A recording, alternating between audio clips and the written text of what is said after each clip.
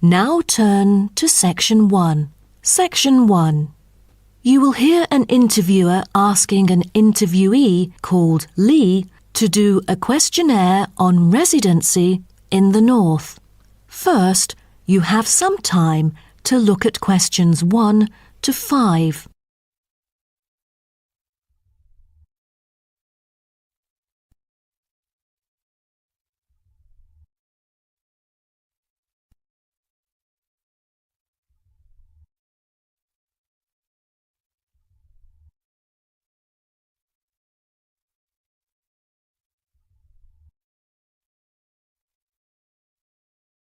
You will see that there is an example which has been done for you. On this occasion only, the conversation relating to this will be played first. Excuse me? Yes. I was wondering if you could spare a few minutes to do a questionnaire on your residency here in the North. It won't take long. No, that's fine. Lovely. First of all, may I get some information about yourself? Okay. May I know your name and age? My name's Lee, and I'm 19 years old now. Lee says that he is 19 years old now, so 19 has been written in the space. Now we shall begin. You should answer the questions as you listen, because you will not hear the recording a second time. Listen carefully and answer questions 1 to 5. Excuse me? Yes. I was wondering if you could spare a few minutes to do a questionnaire on your residency here in the North. It won't take long. No, that's fine. Lovely. First of all, may I get some information about yourself? Okay. May I know your name and age? My name's Lee, and I'm 19 years old now. Great. And could I ask what your job is? Are you a student? Actually, I'm going to continue my study in business management next month. But at the moment, I'm a salesman by profession. Oh, right. And how long have you been living here in the North? Well, I have been in this city since I was 3 years old, but my family and I had lived in the East for 7 years at first. Now I am 19, so I have spent about 9 years living here till now. Great. Which part of the northern area do you live in? I live in Spring Park. Have you heard of it? Yes, of course. So, what about your accommodation? Do you live in a house or a flat or something similar?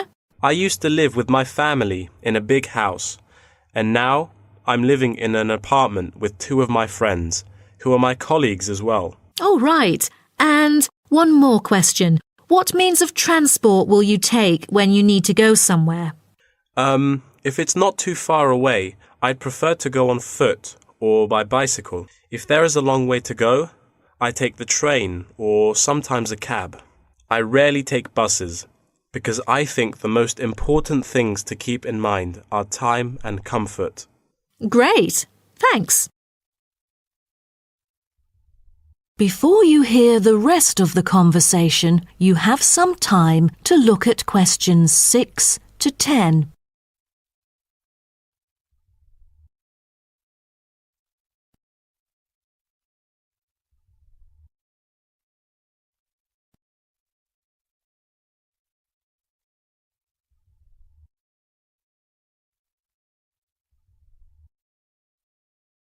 Now listen and answer questions 6 to 10.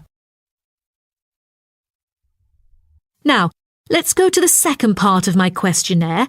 I'd like you to tell me, how often do you dine out? Is it once a week or several times a year? I'm afraid neither of those options agree with me. I don't often go out for dinner, maybe once a month. Every week just seems too often for me. OK, then where do you usually go for recreation? I often go to places that other people go to. I sometimes go clubbing after work. You know, there are some fantastic clubs nearby. And if you do not have to work during the day, will you go for a show or something? You know, there is a newly built theatre that opened last month in Spring Park, but I rarely go there because it's too expensive. I prefer to go to the cinema to see some of the latest movies. Do you like doing sports? And what is your main form of exercise? I like swimming and I go to the gym occasionally, but I spend most of my spare time sailing. All right. Last question. Have you taken any part-time courses? Yes, because I'm really keen on cartoons. I'm doing a Japanese course during the weekends, but I'm still a beginner. Wow, what a special language. Most people I know would like to learn Spanish or Latin. You must be brilliant. Well, thank you very much for your time. No problem. Bye. That is the end of section 1. You now have half a minute to check your answers.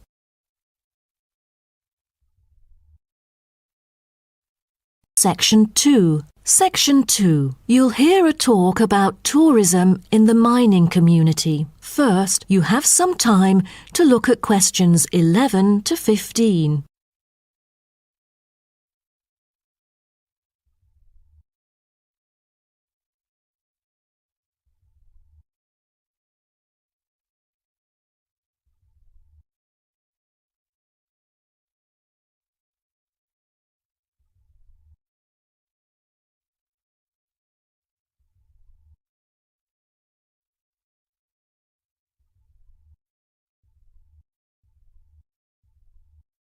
Now, listen carefully and answer questions 11 to 15.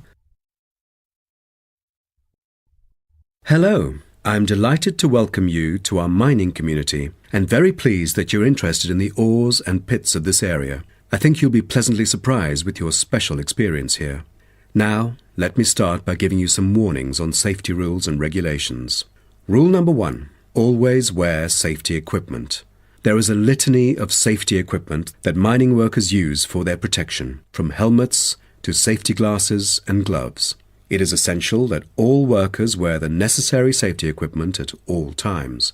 There have been countless stories of workers being saved by helmets, which are the hard hats that you can see on the shelf beside you. So, visitors wearing helmets is mandatory in the mining area, although you are free to take them off when you're in the mining museum and picnic area. You won't need to pay any deposit, though you should return them to the counter once you finish the visit. The helmets are offered in all sizes, so choose a suitable one. All right. Our mining community is currently being refurbished for some of the main area, so please make a note of that, and you'll know what to look out for. So, when you go in or out of the mine, please pay attention to the road, for it has just been repaired because of the rough surface and can be really slippery since it's still wet. The history and process of tin mining are complicated and involve a lot of special words, but here you will see how it was and still is done. After a short 5 to 10 minute walk, visitors can track round a numbered route with clear explanations. Most of the tour is in the open air, so nice weather helps. All areas are clearly posted with signs, but if you have problems travelling around or climbing up and down, you can turn to the staff here, and we are happy to help. If you're interested, Blue Hills Tin Stream is a working water-powered tin streaming mill that gives visitors a very clear idea of how difficult it is to get tin out of rock. I hope you'll enjoy the informative indoor presentation and this self-guided tour, but you have to bear one thing in mind, that smoking is forbidden throughout the whole community. Though you can take phones and of course use them, you'll also be surprised that there will be more than just one place to go in the mine. The underground tunnel is now being refurbished and only relevant workers can access it.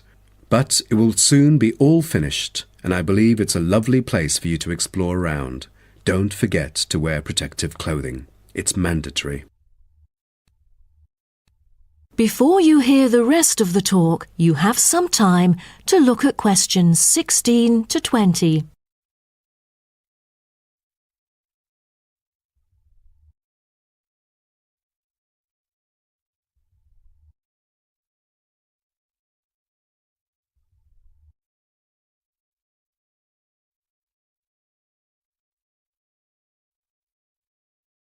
Now listen and answer questions 16 to 20.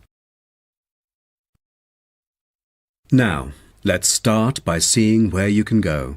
As you can see on our map in the brochure I've given you, we are here at the reception block. We have a famous mill which is used for making and processing materials such as steel and coal. To visit it, just go straight ahead, north, along the path in front of you, and you'll find it at the end of the path. Now, towards the east, go along the path from our starting point. Turn left to the corner and then turn right.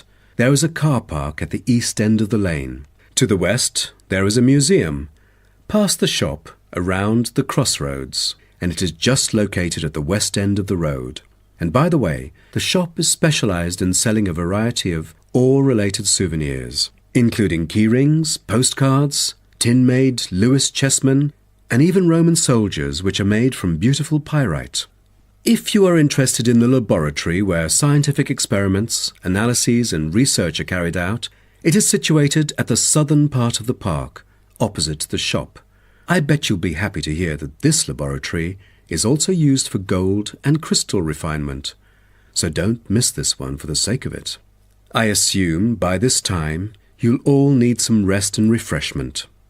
So we have an excellent cafe which caters for delicious food and beverages at the other side of the road next to the shop. Of course, if you want to spend some time in the fresh air, we have a perfect picnic area which is just right and northeast of the reception block.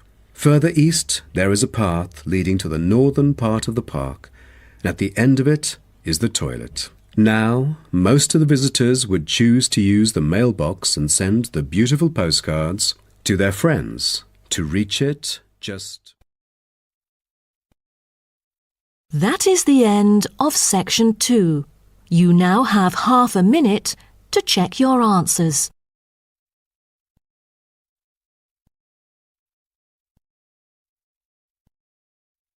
You will hear two students called Karen and Dave discussing the assignment for their biology class. First, you have some time to look at questions 21 to 27.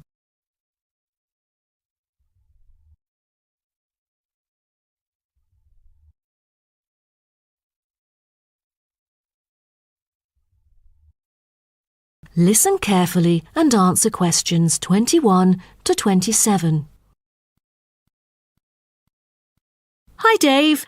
As you know, I've asked you to come here today to discuss the assignment for our biology class. We must decide what we should do about this very important research work. The whale survey. Yeah, I was also hoping to share some ideas with you. So let's start. OK, I've dug into some journal articles to see what sort of questions we should consider. Most of them include watching time and strongly urge it to be the top concern. What do you say? Yeah, the watching time should be carefully chosen, since I've heard a lot of unnecessary failures concerning picking the wrong time when it all went stormy and murky, and then nothing was seen during the whole field trip. I mean, they could have avoided that easily. Right. Then we should also pay close attention to the sea's surface because no one wants to encounter the failures you just mentioned. I think we'd better hope for the best, that it will be calm, with no choppy status. What about the weather conditions? That definitely should be taken into account, as it correlates with all the former factors. Most important of all, as a sighting is made, position and environmental parameters are recorded on standardized sighting pro formats, including time, visibility, position of the ship, using a global positioning system, wind speed, and wind direction. Shouldn't there be a set limit for the visibility level, say 50 metres? Cetaceans are really sensitive to sound. They are able to know that something's coming after them, so they would hide in order to avoid possible danger. So let's make it 100 metres, shall we? Yeah, that might be better. Oh, in that case, we'd also need to pay attention to the appearance of the fishing boats, for all the noise that they would make. That's right. Although observations were regularly made, we know very little about whale vocalization and how they use sound in their behavioral and social interactions. So to understand marine mammals' social interactions, we'll need to use passive acoustic recordings to track and assess the individual behaviors of whales, as well as to identify their appearance. OK, then what about scales? Oh, for each sighting, the number of animals should be counted. The group size, I mean. Also, we need to identify the species, possible age, and sex of the individuals. Before you hear the rest of the talk, you have some time to look at questions 28 to 30.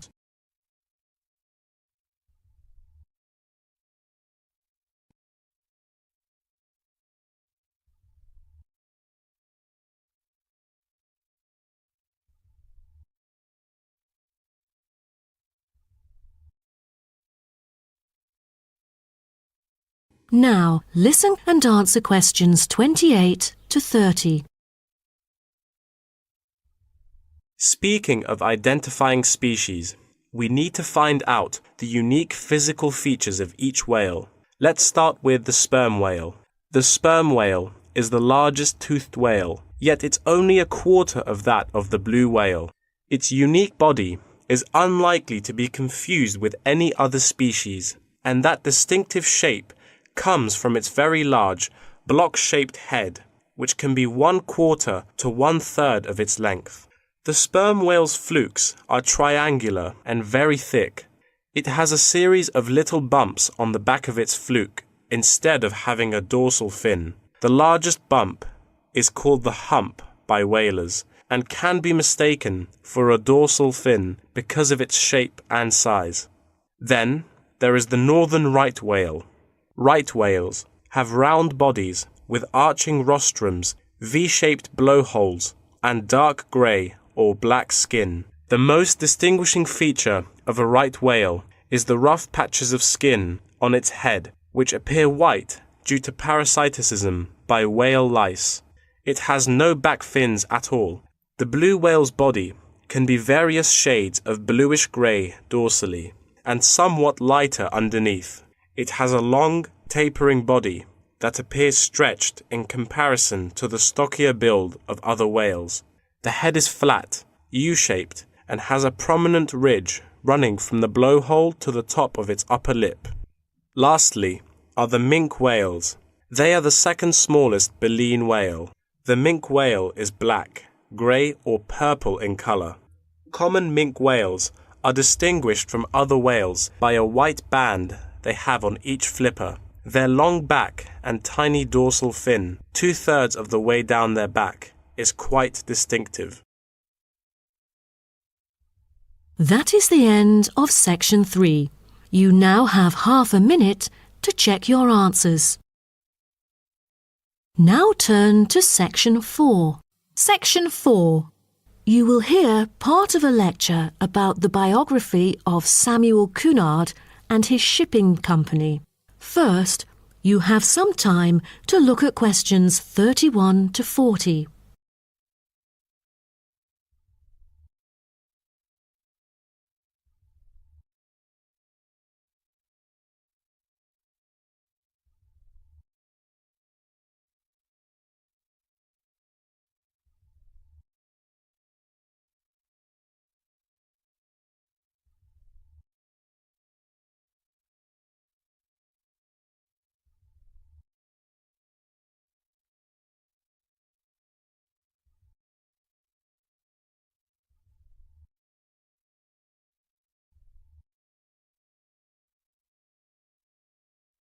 Now, listen carefully and answer questions 31 to 40. Good morning, class. In the last few lectures, I've talked about the history of technology in the business area. But today, I want to use Samuel Cunard as our case study, who was a shipping magnate that founded the Cunard Line. Now, Cunard was born in Canada. When he first left home, he was still a teenager. Then he came into a US company as a worker and learned how to sail there. During the War of 1812, Cunard volunteered for service in the 2nd Battalion of the Halifax Regiment Militia and rose to the rank of captain. He held many public offices, such as volunteer fireman and lighthouse commissioner, and maintained a reputation as not only a shrewd businessman, but also an honest and generous citizen. When he went to England, his friends cooperated with him, and together they coined a shipping company. The company had instant wealth and could deal with more than one cargo, for its major business was in North America and the Atlantic. From then onwards, Cunard became a highly successful entrepreneur in British shipping and one of a group of 12 individuals who dominated the affairs of England. In 1838, the British government, impressed by the advantages of steam sailing for making regular passages, invited tenders to carry the transatlantic mails by steamer. Back then, mail contact through steamships brought more punctuality, while other types of ships were always delayed. The journey times were flexible, with a transatlantic crossing lasting for 6 weeks and with no fixed times of departure or arrival. So it was never known when the mail would arrive, or, since so many sailing ships foundered, whether it would arrive at all. What Cunard wanted, in line with the thrusting new technology of the Victorian age, was a maritime extension of the brand, new timetabled railways on land. Cunard's experience in steamship operation, with observations of the growing railway network in England, encouraged him to explore the creation of a transatlantic fleet of steamships, which would cross the ocean as regularly as trains crossed land, and that's why he went to the United Kingdom seeking investors in 1837. He set up a company with several other businessmen to bid for the rights to run a transatlantic mail service between the UK and North America for £55,000 annually for 10 years. The bid was successful. Almost at the same time, Cunard cooperated with an English businessman and established the British and North American Royal Mail Steam Packet Company, the ancestor of the Cunard Line. In 1840, the company's first steamship sailed from Liverpool to Boston, Massachusetts, with Cunard and 63 other passengers on board, marking the beginning of regular passenger and cargo service. Establishing a long, unblemished reputation for speed and safety, Cunard's company made ocean liners a success in the face of many potential rivals who lost ships and fortunes. Cunard's ships proved successful, and he then opened many branches. But the high costs saddled Cunard with heavy debts by 1842, so some of them went bankrupt. But what Cunard needed then was a port. After a lot of consideration, he finally opted for Boston because he was very familiar with this city where he had once worked it. Fortunately, by 1843, Cunard's ships were earning enough to pay off his debts and begin issuing modest but growing dividends. But the city did more than give Cunard silverware. Winters can be tough here in Boston. For example, in the year of 1844, one ship sank because of the winter freeze. The ship hit icebergs and caused a heavy loss to the company. Then, the board recommended the company to move to New York, and it was a huge success, and then became one of the biggest US shipping companies.